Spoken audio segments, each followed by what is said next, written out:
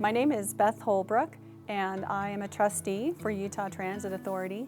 I represent Davis, Weber, and Box Elder counties, and I have been in this role about a little over 4 years. I absolutely love talking to the employees. I love talking to the communities and figuring out strategies so that they can see what the service is that we have and see what they can do to plan for that. I'm a huge planner, and I think when you're looking at all the things that UTA can do long term, we just have so much potential. And so I want to get our communities to go, I want some of that. I am really proud of the legislation last year that focused on station area planning. It hit like every single note that I've ever had. Way early in my career, I did real estate, and so obviously there's that element. Dealing with communities, being very strategic when you're planning for housing. I sit on the Commission for Housing Affordability, so there's that connection. And then the whole planning piece and maximizing what we have and getting people to understand this inherent value to this. I just think that really personified how UTA is perceived as looking at this as from a collaborative perspective.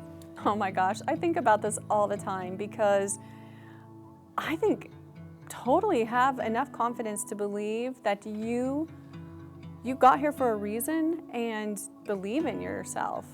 But those are so, when you look at those on the surface and you read somebody who says that and you think, I've heard that like 50 million times. But it really is so true. It's obviously why it's somewhat of a thing that you hear a lot of, but it's like, don't worry about people trying to say, oh, you should stay in this lane or you should do something else. I think that really just believe that you have this idea about how you can accomplish whatever goals you have and go with it. And kind of just say, thank you for your criticism, but I'm okay. I absolutely love that. That to me is one of the key things too, is I'm always a little bit about pay it forward. And I would say to any woman who has a career here at UTA, whether they've been here like 2 months or 46 years for Debbie Skeen, anything in between, I think one of the things is you have so much value when you talk about how you perceive whatever that issue is that you're dealing with, whatever the problem is, use your voice. And don't worry about if every single person in the room goes, yeah, okay. Just go with what you're thinking and feel confident about articulating what your position is.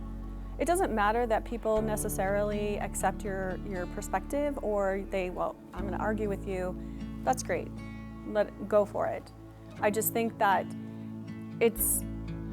I always have started out things where I listen first and then I kind of start to engage, and I think I need to do a little more engaging and listening at the same time so I don't have to wait.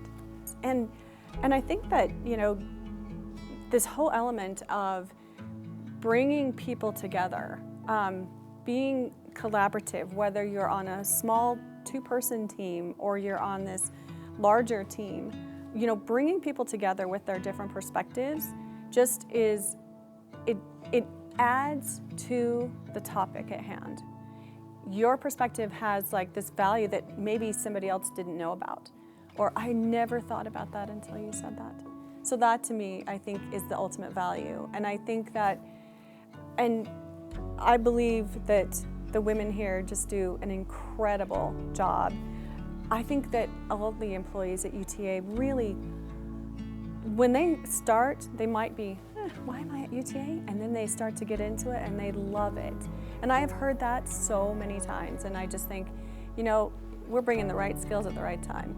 I was interviewed a couple years ago for this award at the chamber, and they ask you to bring people, whomever, that you think would, talk about how they interacted with you.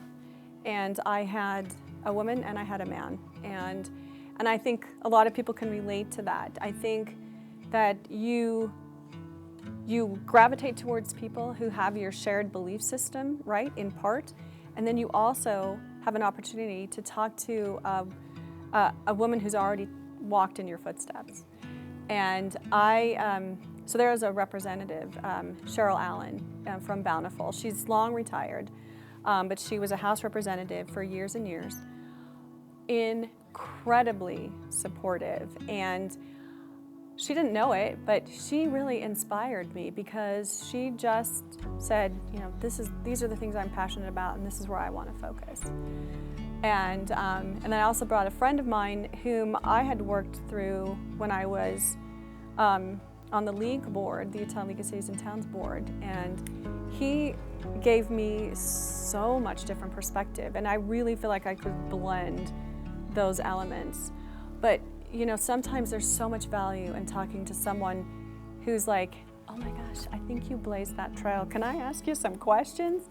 And getting that, all of that feedback is really, really just so valuable. I offer out to any woman who has a question, come and ask me. I would be happy to tell you some of the things I experienced, kind of share in what you're looking at. So please consider me as a potential source of information and or potentially a mentor, because I really want to pay it forward.